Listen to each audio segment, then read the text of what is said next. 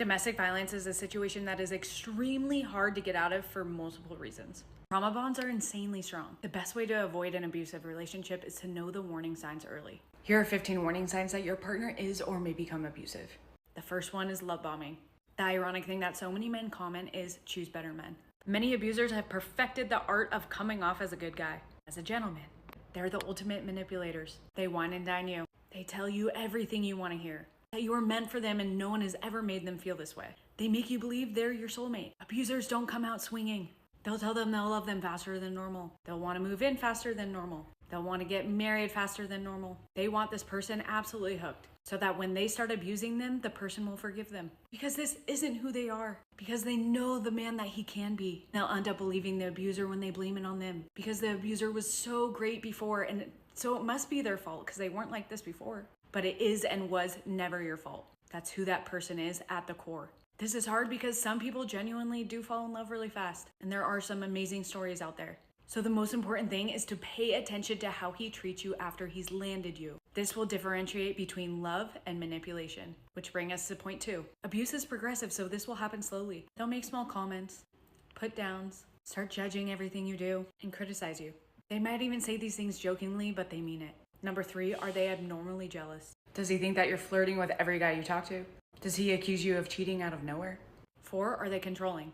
Do they demand you share your location? Do they control what you wear? Do they control who you see? Do they control where you go? 5, you want to pay attention to how they talk about other people, especially women. Do they use derogatory words for women? Are all of their exes crazy? When they see or hear a story about a woman getting hit or raped, do they ask what she did to deserve it? If so, run.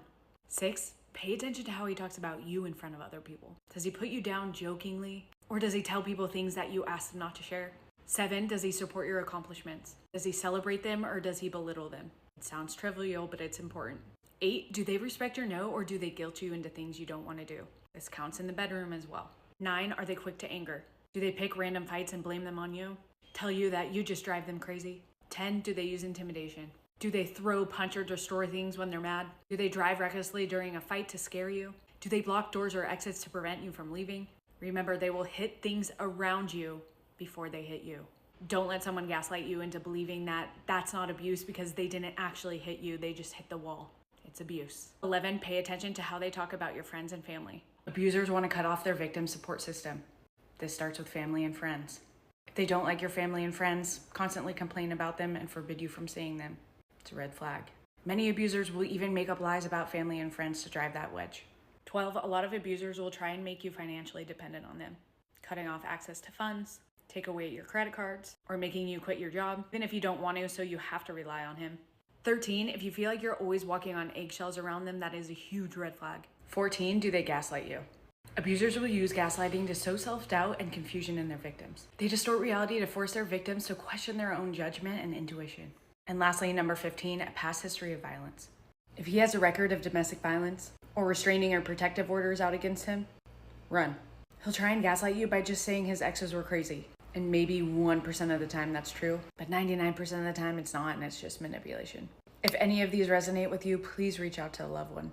I've also included the number to the domestic violence hotline in the caption. I know it's hard, but I promise you there's a better life on the other side.